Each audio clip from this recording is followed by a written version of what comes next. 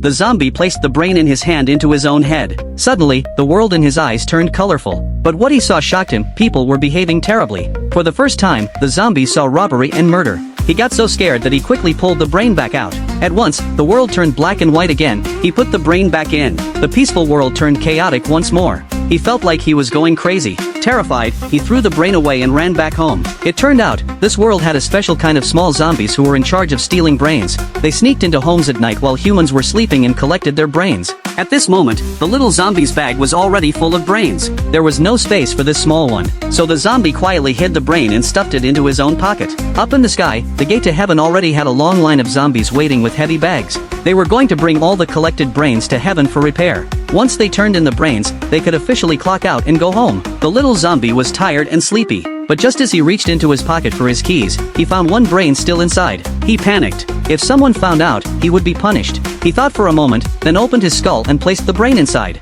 Suddenly, the world changed. He accidentally discovered the truth about everything. Terrified, he threw away the brain and rushed home. He closed the curtains and sat in a corner, full of anxiety. The cute little mice he used to see now looked like giant, scary monsters.